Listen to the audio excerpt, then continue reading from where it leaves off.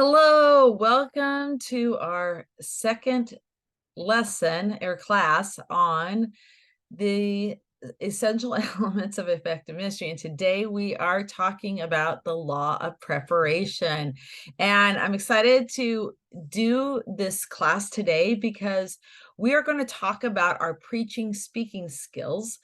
And we're going to talk about things that we really need to have in order as we teach, preach. And most of my ideas come from John Maxwell's book on the 16 laws of communication. So he has really helped me to understand this whole law of preparation. So let's dive into it. And there's lots to be said today. So the law of preparation says you cannot deliver what you haven't developed. So we play to the level of our preparation. Now, for some of us, we have talked a lot, we've spoken a lot, we've preached a lot. And so sometimes we feel like we can wing it a little bit when it comes to preparation. And so today I want to talk about how much do we need to prepare before we present.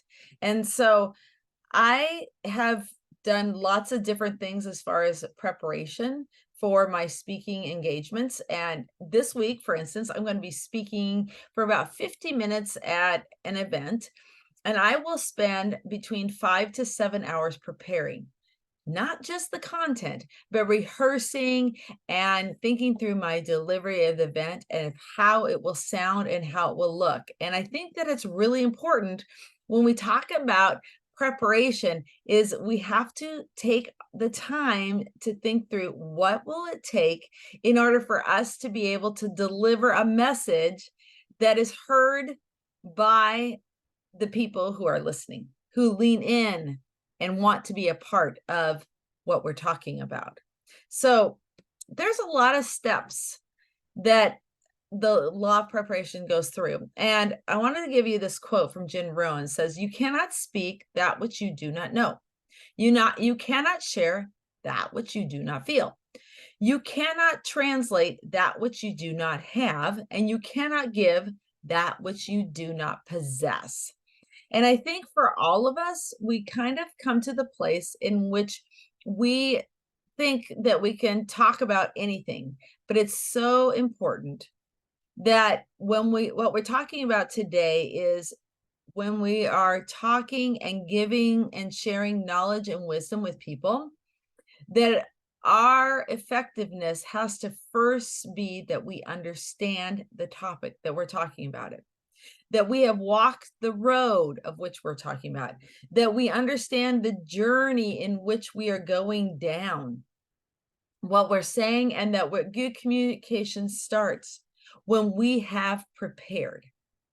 You know, for myself, I've gone through a variety of different things as far as being a pastor and learning how to speak. And one of the things that I have done throughout my life is winging it. Now, for some of us, that means one thing, and for another person, it means something different. But for me, it means that sometimes I have gone into meetings, into situations, maybe even speaking, where I have not prepared to the effort that I have needed to prepare. And this one afternoon, I went into a meeting and I kind of knew what I was going to say. And I wanted to get my board on board with where I was going and what I was doing. And so I kind of had outlined it, thought through it for a minute, and I got in there and I began to talk about this project that I really wanted us all to be a part of.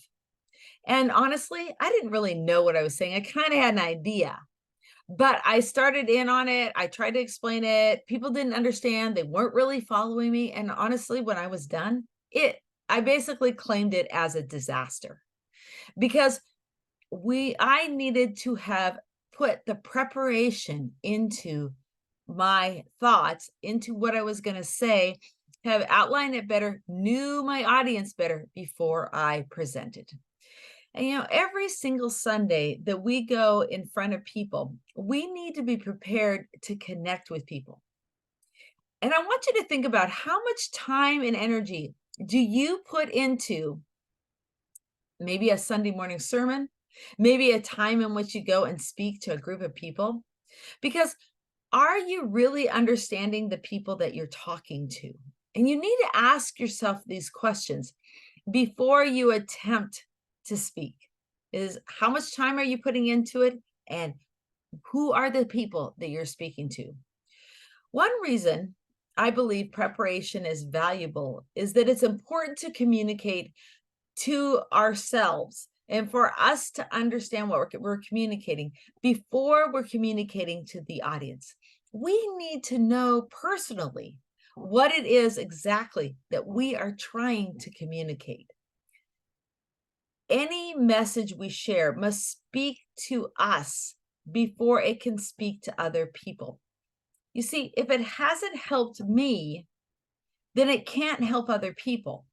If I haven't learned from the message, I'm not going to be able to help my audience learn from the message. And I believe that every time that I talk, I always have a call to action at the end. And I always ask my audience to do something. And if I haven't taken the time for that action to be a part of my life, or for me to say, hey, together, let's take this action together, how can I expect to inspire other people to take the action? I believe that the key to speaking is to first that I understand what I'm speaking about. If what I prepare to speak speaks to me, if what I prepare to speak teaches me and it inspires me to action, then I know that it's going to work for my audience. And I think that that's where I have slipped up in the past, is not knowing my audience and not knowing what I'm asking them to do. And I wanted to list a couple of things that I think is really important when we think about preparation of what we are asking ourselves to do before we prepare to speak and what we're asking the people to do. So here's a couple of elements that every talk needs to have in it. The first one is, what do I want people to see? What are the possibilities I want people to see from what I am talking about? You see, how we view things determines how we do things. And so what people see and what the possibilities that they see, their world begins to expand. We want to help people to shift their thinking from can I to what can I do? So you see, when people sit in the audience and they say, I'm not really sure I can do that, we want to transition and we want to be able to help them to say, how can I do this? What can I do? Because when we begin to help them to see this, this is filled with the positive thoughts and determination that they can do what I am talking about. It's filled with possibilities and it encourages people to start problem solving and say, how can I make that a part of my everyday life? When I talk with people, I desire to operate what I'm saying and what I'm doing out of an abundance mindset. You see, every message that I deliver comes from those positive thoughts that I have about them and the positive thoughts I have about me. I believe everyone has a potential for a purpose that they are being challenged to see. What I hope for my talks is that they will see that they have a purpose and that there is a destination in which they can arrive at, that they will see that the gap between where they are and where they should be or where they want to be. And I want to help them see the possibilities in between these things. I want to open the world to them. You know, this past week, I was at church and my pastor was standing there and talking to the congregation about being a river versus a reservoir.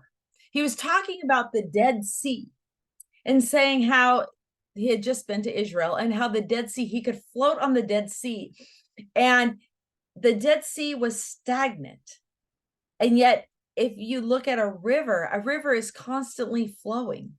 And he wanted all of us to continue to be a reservoir, giving out to other people. And see, I began to see all the possibilities of what he was talking about. My mind began to expand, and I began to think about how I could become a river to people that I impact through my coaching business, through my children. I have 3 teenage children, and the possibilities of challenging them to be a river in the lives that they live was so inspiring for me. So when we look at this possibilities and this preparation, we begin to think about, am I helping people to see what they could become as a result of what I was saying? Am I helping them to come to awareness and to the possibilities that are for them? Most of my teaching, most of my speaking comes back to opening people's eyes to awareness. In every talk I do, I try to always have an illustration or a quote or a story to back up what I'm saying, because this brings it back to reality. And it always reminds me that as a speaker, as a teacher, that I need to continue to bring relevant stories to my audience. Now, this reminds me of a talk I did for a group of teenagers, a long time ago. I had told a story, and it was a pretty dramatic story. And when I was done, I remember the students couldn't stop talking about that story that I had shared. And afterwards, when I was talking to them, I began to see that not only did I get my point across, but they always would remember the story that I told them. And I remember thinking, this is a good landmark for me, because when I have prepared and when I know where the destination I'm going and how I'm trying to open the eyes of my audience, I need to tell a story that's dramatic, that will engage the listener and bring them into the topic.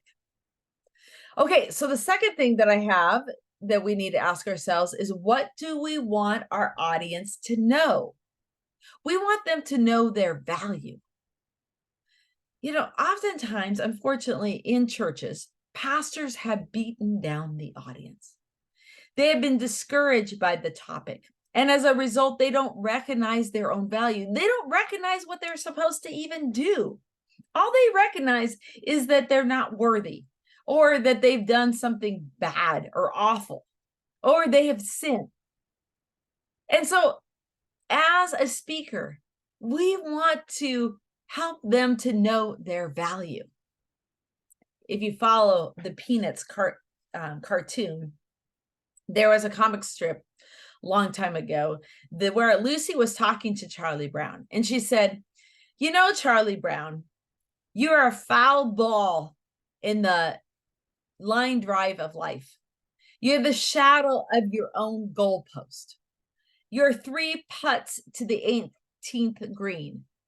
You're a 7th split in the 10th frame. You're a missed free throw. You're a 3rd strike. Do you understand, Charlie Brown? Have I made myself clear?" You know, unfortunately, Lucy's attitude is that of too many preachers. They don't see the good in what the people do, or who the good of the people is. Unfortunately, what preachers do oftentimes is they start to talk on the negative level. They start to talk about how horrible our country is, and how awful things are, and how terrible people are. And they bring the negativity to the people. You see, good communication lifts people up. It helps people to think of the possibilities that they have. The preacher or the teacher believes in their audience, and they see their best, and they want to encourage them because they see their value. Now, granted, our country isn't the best, but there's always hope. And we live in a pluralistic country in which we have lost any real good values. But guess what? There's always hope for the future. And the message we want to bring the people is that there is hope because we serve a God of hope. And here's the bottom line is that when I talk, I want everyone to know their value. I want you to know that you are a person of hope, that you're a person of value, and that I like you. And I want you to be on my team. So, how do you feel about yourself? Because valuing other people begins with seeing value in yourself. Do you believe that you have value? Do you believe that you have something to offer people? Are you willing to believe others have value? Because if you can answer yes to those questions and focus on other people's value, your message is going to come across so much clearer and so much more powerful. Because as you speak, you're going to begin to value the individual. You're going to begin to transform the congregation, and you're going to be able to create and communicate what it is that you came to do. Now, the third thing is, what do you want them to feel? And the thing you want them to feel is empowered. You see, the purpose of our talk is to impress upon our audience that they have value and that they can go and do. You do not want people to come away saying, wow, that was a great sermon, or that was a great teaching she did. You want them to come away saying, wow, that was amazing. She not only preached a great sermon or taught a great teaching, but I can see what she's saying, and I want to go and do great things. See, it's so important as preachers and teachers that we are connecting with our people and we are helping them to see the possibilities, helping to open their eyes to awareness, helping them to know their value and feeling empowered. Because empowered people are transformational people. But the question comes down to, how can we empower them? Whether we're talking about two people or we're talking about a group of people that you're speaking to and a large audience, I believe you need to do these things. The first thing is you need to embrace people's potential. You need to see the best out of everyone. I'm going to be honest with you. That back in the day, I did full-time ministry for 15 years. And when I first started doing ministry, I had a hard time seeing the value in everyone. You see, I had a couple people that were not necessarily fans of mine. They were actually opposite of that. And I had a hard time seeing their value. But over the years, I have seen a transformation in my own heart. And I have seen that every single person not only is a gift from God, but that they have value and they have purpose and that they can be empowered to do what God's purpose is for their lives. And so what we want to do is we want to embrace people's potential. We want to see the best out of everyone. And sometimes I like to say that there are 10 in God, in the life of, in their lives and in my life, that there are 10. And I know that that has taken me a long time to get there. The second thing is that you need to know their emotional temperature. Now, in the 21st century, people are driven by their emotions, not by their knowledge. Okay, so we've done a big transition from the 20th century to the 21st century. When I was a kid, preachers and teachers would talk a lot about you got to have the knowledge, you've got to have the understanding behind what you're saying. Well, that's still true, but we've changed in the audience that we are with. Yes, they want to have your knowledge. They want to know that you're a good speaker, that you have some credentials to back what you're saying. But today, they are driven by their emotions. And so we need to take the time to know the people that we are talking to. We need to know their emotional tendencies, especially if you're a preacher and you've been a pastor at a congregation for a while. You need to know your audience really well, because today we're looking at their emotional tendencies, not necessarily how many great facts we can bring them. The third thing is we need to give permission to people to succeed. One of the things is that as a preacher or as a leader of a congregation, we need to open the door for them to enter into new territory. One of the things that I do with my coaching clients is I get them to share with me what they love to do. And as they talk, they begin to see the world of possibilities open to them. And as a speaker, what we need to do is we need to open the door of possibilities to them. We need to bring them to awareness. And it's so exciting when you give people the permission to succeed, because then they begin to grow. Then they begin to open their eyes to awareness. And the fourth thing that we need to do is we need to invite collaboration. People like to reach their goals when they are working with somebody else. You see, as a preacher, as a speaker, you have the opportunity not only to empower them to go forth and to do things, and to, at the end of every talk I always have a call to action, something that they need to go and do. But then I ask them to collaborate with me.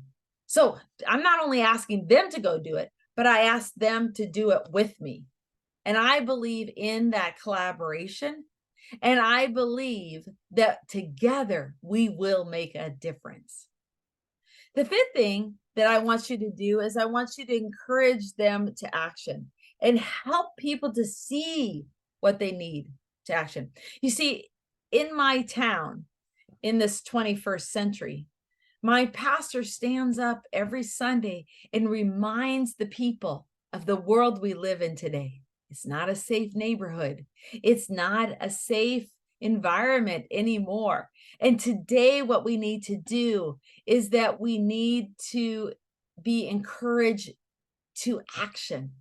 And so he reminds us that the people around us live in fear. They live in anxiety. And so today we have to continue to remember that and encourage people that our God is a greater God. He will help us through our fear and through our anxiety. And that's the mission that I know every Sunday that I'm called to go and do, and to encourage people to action. But one of the things that he will say is that we cannot be silent about this anymore. The church has been quiet for too long, and then he encourages us to action. And the last thing that I believe that as we encourage people is that we ask to hold them accountable. You see, people realize their potential and they realize their possibility when they're accountable for the results. So I know that in my own coaching business, that with my clients, I keep them accountable. I say every week, okay, here's your homework. And then I tell them what their homework is. I send them an email after they leave. And then the next week, when they come back, I ask them, what did you do and how did it go? And then they're held accountable for getting things done. And I have one person who would never come back having done her homework. She always does her homework. And I have another person who hardly ever does her homework, and she comes back and she feels really guilty. And so being accountable is really important, because my clients know that I'm going to keep them accountable, and that there will be a sense of maybe guilt or whatever they feel because they didn't get their homework done. And so it's really important that we hold our people to a higher standard, because empowerment is an incredible gift that we can give to people. It not only helps people to believe that they have freedom to be successful, it also helps them to know that others want them to be successful and that they can be successful. It's so important for people to see how important they are and that they can be empowered.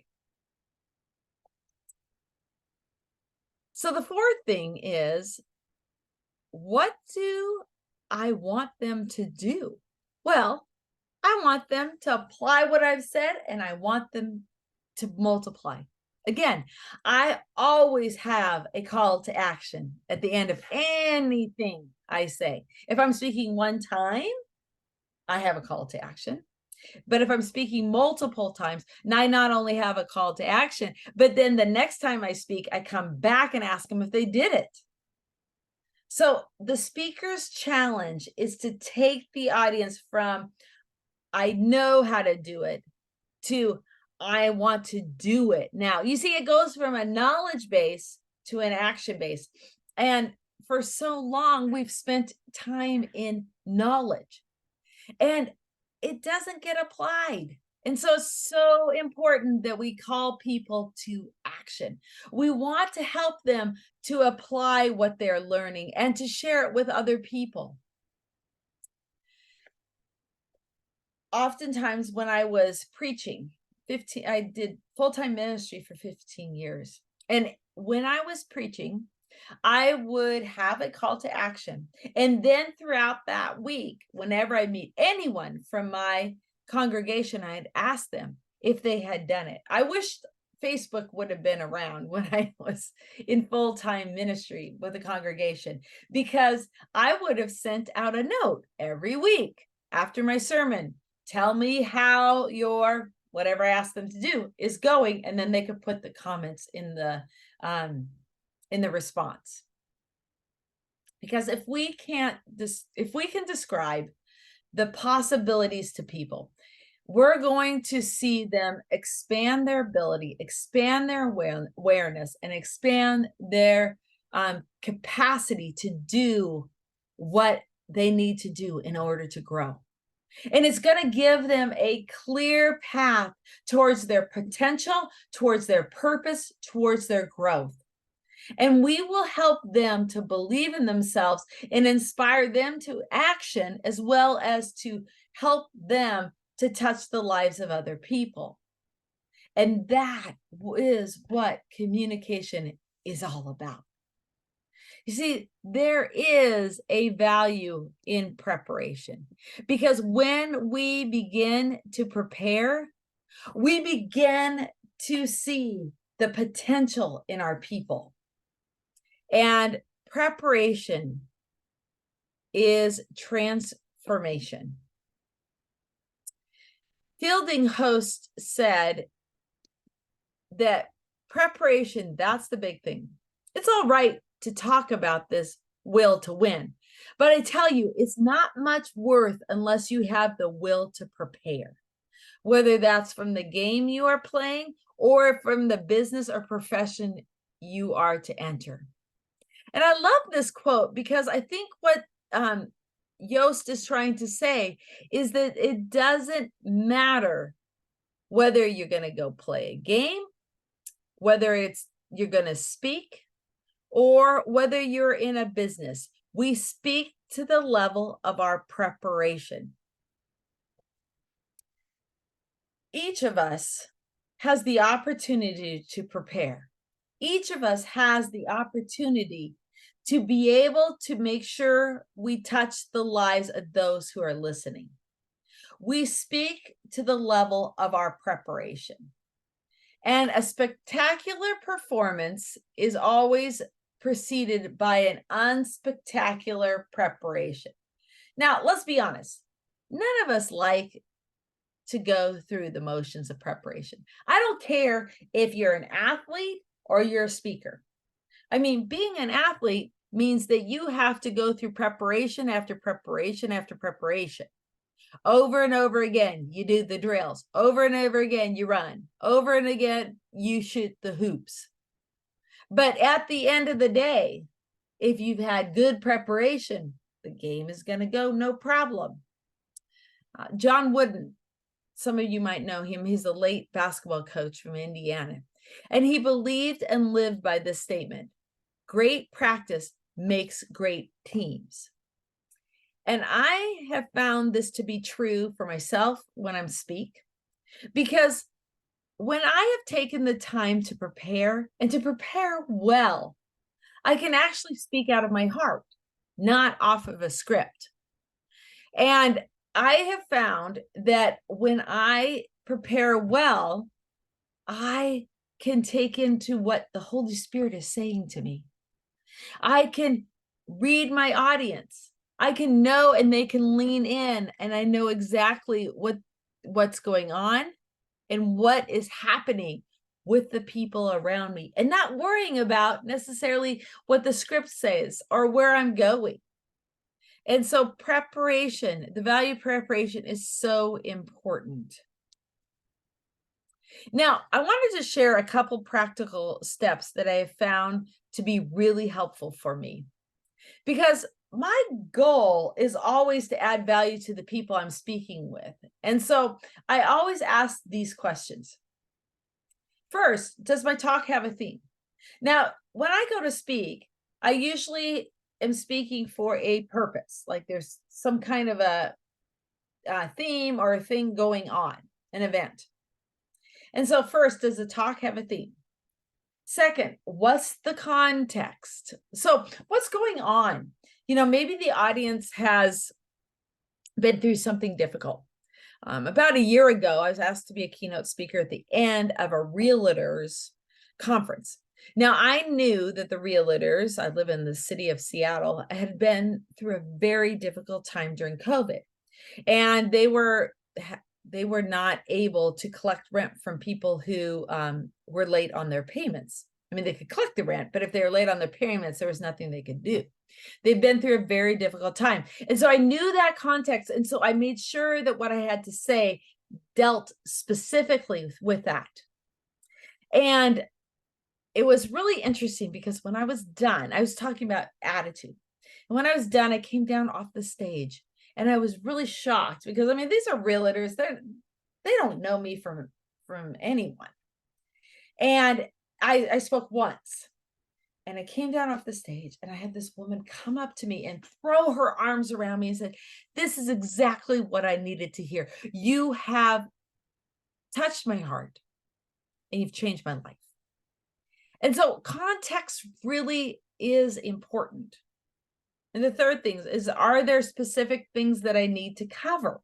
So when you're talking about a specific topic and you know your audience or you have a good idea, you need to look at the theme and then decide, are there some specific things that are going on this week or at this conference that I need to cover? I know our pastor, if there's a main topic or something goes on in our country or in our state, he will kind of touch on that the next Sunday because he knows people emotionally are connected to that.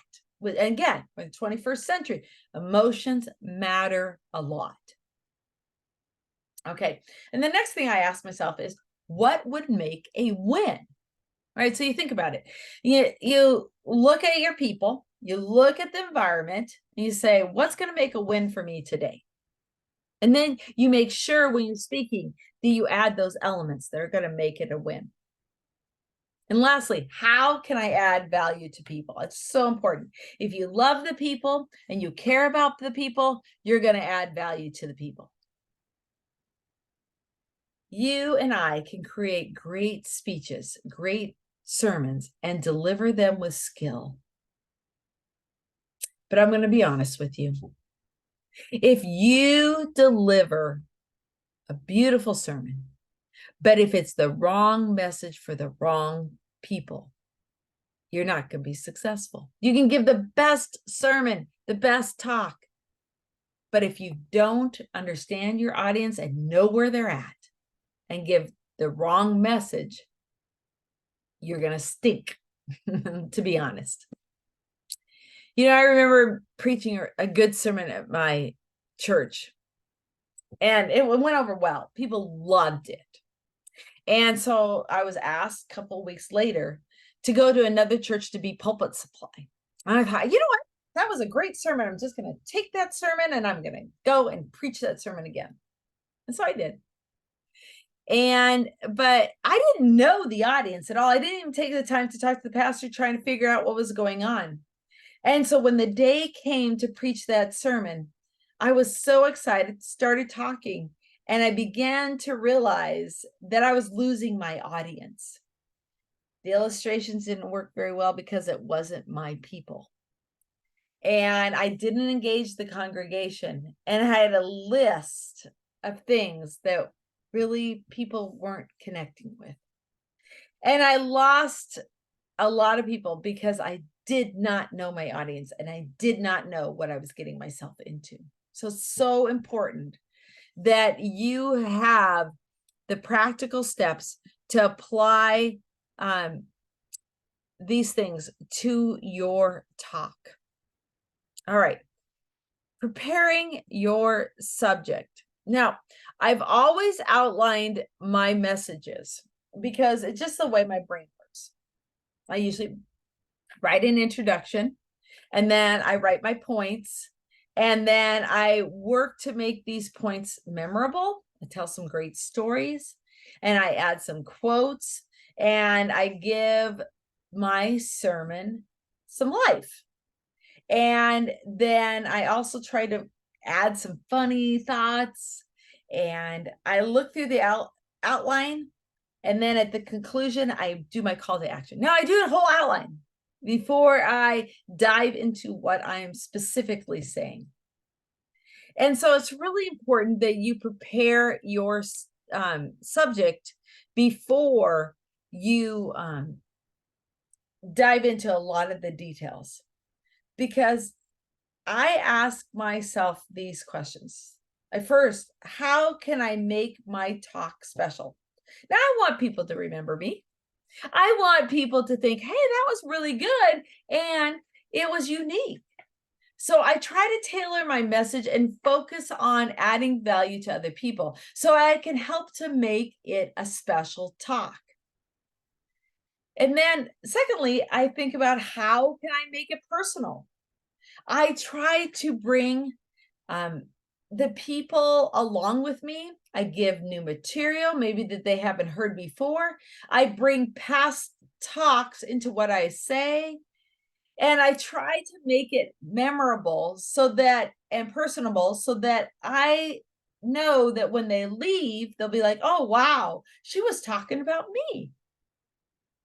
I'll never forget a time when I had an illustration, a story I had taken from somebody else. And it was a good story. And I practiced it a lot. And I got up and I began to share the story. But one thing is it wasn't my story. So as I'm sharing the story, I kind of fumbling over the details. And I got to the end of the story and I thought, oh, it was a good story, but it wasn't probably good for me to tell because I couldn't remember it all. And I fumbled over a lot of the details. But what I learned is when I tell my stories, they are more effective and I get through them a lot cleaner, a lot better because I've experienced them. And so I think it's really important that we make our talk, we make our sermons personal, and that we continue to add personal things to it. And one of the ways I do that is telling my own stories. Okay, third thing, how can I make it practical? You need to have a call to action at the end, and you need to prepare yourself beforehand, understanding the audience. Before I speak, I always want to prepare myself mentally. I pray. I want to prepare myself emotionally and experientially. And so I ask myself different questions when I go to deliver this. First, I ask myself, do I know this teaching? I actually asked that before the day of, because I want to make sure I know it really well. And I spend time with my outline, so I know what I'm doing. And I know my teaching, and I make sure the day before that it's concrete in my head. The second thing is, do I feel my teaching? You see, good communication comes from the heart. It comes from what you know, right? And so it's super important that it comes from my heart and it goes to your heart, because I need to feel my teaching. I need to know what I am talking about. And do I love my teaching? Have you tested and tried your teaching? And do you know what you're saying? And do you love it? Right? Because if you love it, then it's going to make more sense for you to explain it as well for them to get it. And so it's so important that as you prepare your subject, that you know your subject and you know how to deliver it, and you know the people in whom you are delivering it to. Okay, you also need to evaluate your effectiveness. This is really important because when you're speaking, you can't just go and speak and go, oh, well, let it fall where it falls. I've known many preachers to do that, and I would not suggest it. How you get better as a speaker is for you to evaluate your effectiveness when you're speaking. By speaking and paying attention to what you're saying and understanding the audience while you're talking and knowing what you're doing is what will make you better. Now, one thing I need to always caution you is that the law of preparation is so important, because when you prepare, you know your talk in and out. You know the people in whom you're talking to. So when you get up to talk, you're not worried about what you're saying. You're more worried about what's going on in the room. How are people responding to me? And you need constant feedback. So you neither need to ask, let's say that you're hired by somebody to speak, then you need to go to that person when you're done and get the feedback. Or if you're a preacher, like I said, I often would just ask my audience what they're if they've done the call to action, if the sermon made sense, and try to get some feedback from that way. Because it's so important that you have constant feedback. Now, also you can have a person planted in the crowd that will give you good, honest, and regular feedback. You can have somebody in the congregation that will share with you. But at the end of every sermon or any session, you want to take the time and understand what you've said and how you can have shared it. Now, you also need people on your team that will come alongside of you and share what works and what doesn't. Now, I would not suggest, if you're a pastor, to have people from your board do this, unless there's one person that you totally trust.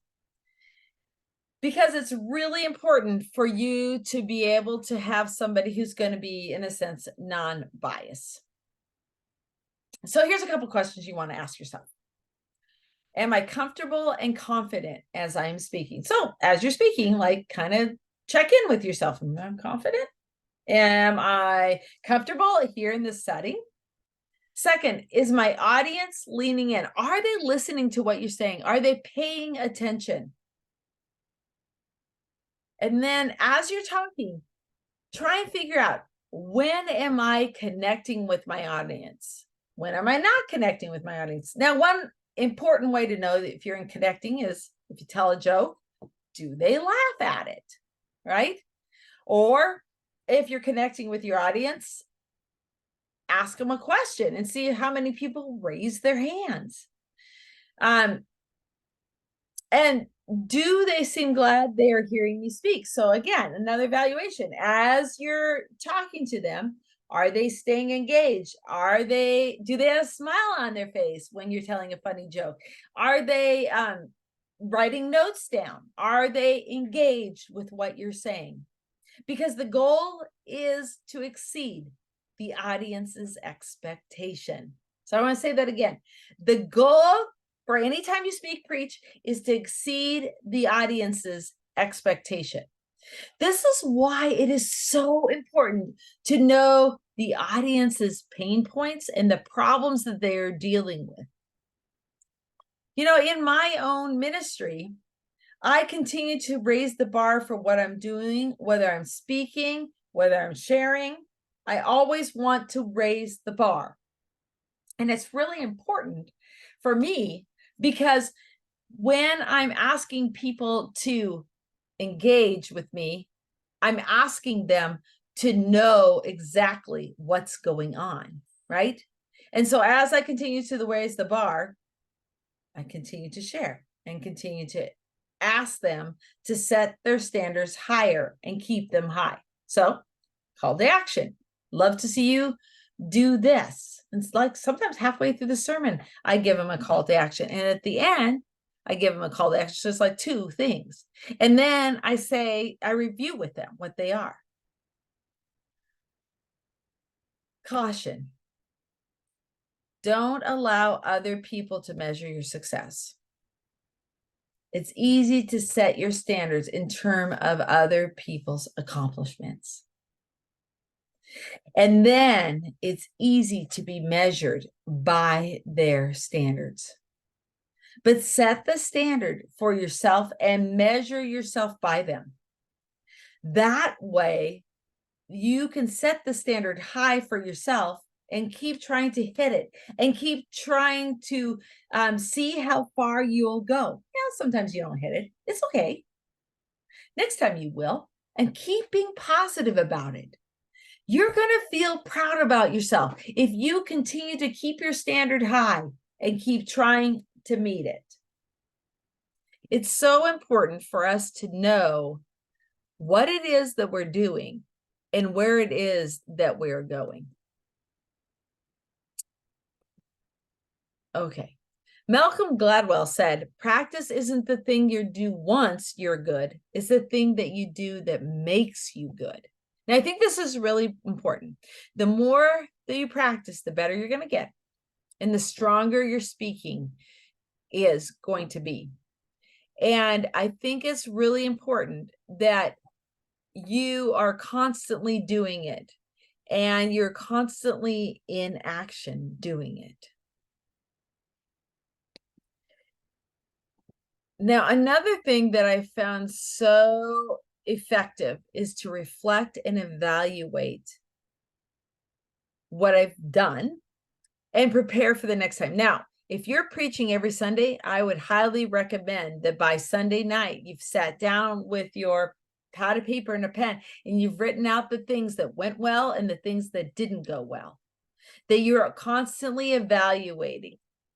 Now, if you're a speaker and you speak on occasion, I would highly suggest that you take notes after you're done speaking so that the next time that you speak, that you will remember what it is that you needed to evaluate.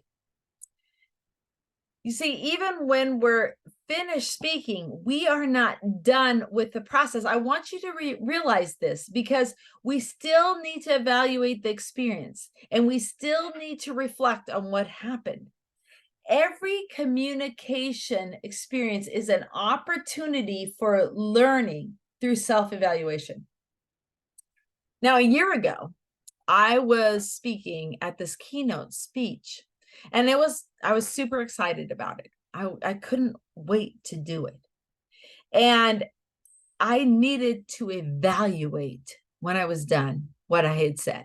And one of the things that I felt really bad about was I had made a joke in a space that I shouldn't have made a joke. And so because I feel that I should be of the highest level and quality, I made sure that the person who hired me recognized that I had done that. And whether they thought that that was okay or not, it didn't matter because I felt like I had made a joke when maybe it could have been offensive to people. All right. And so you have to ask yourself these questions. Did I accomplish my objective through my message? Did the audience see their possibilities? Do they know their value as they hear me speak? And in evaluation, did I share that I like them and that I want to add value to them? Did they feel empowered to go out and do it? Did I help them? with what I said? I hope I did. But hope is not the strategy, as many of you know. It's really evaluated experience is the strategy. So is there a way to make my message better? And what can I change when I'm in this situation? Preparation will further your personal development. It will help you to become a stronger speaker and a stronger writer, a stronger preacher.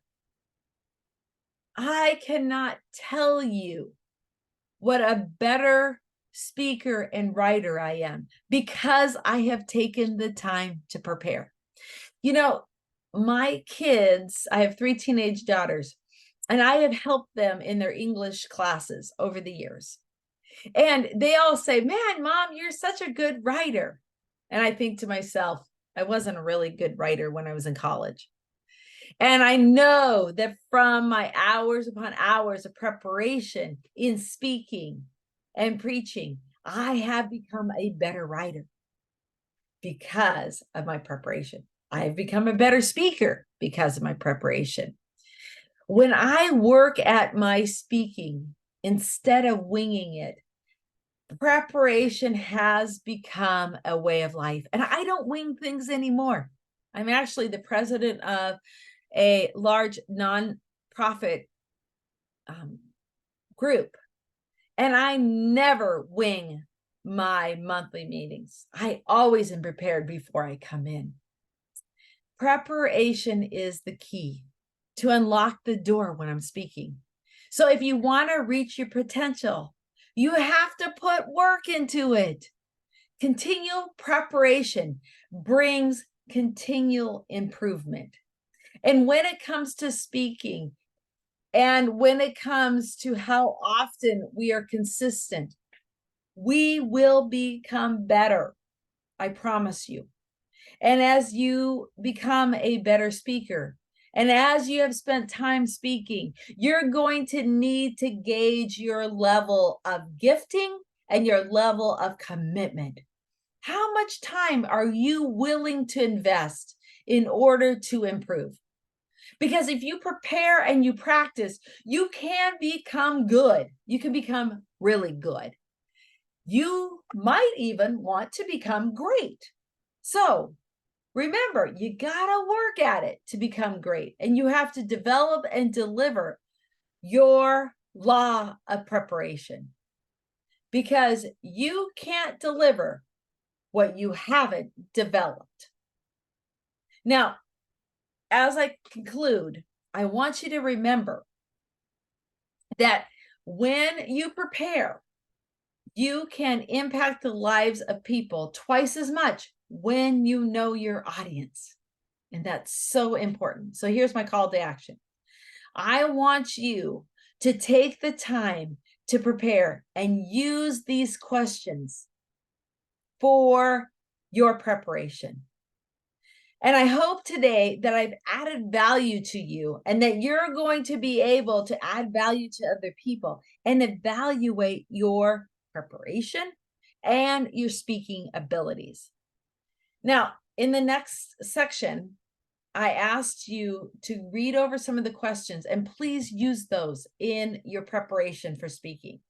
And I want you to take some time and think through what it is that you do to prepare. Now, I hope you get the chance to use these practical tips in your speaking, in your teaching, in your preaching. And I hope that you are able to see a transformation of your speaking opportunities. All right. Well, thank you for the chance to add value to you today. And I hope to see you in the next session of 103. See you later.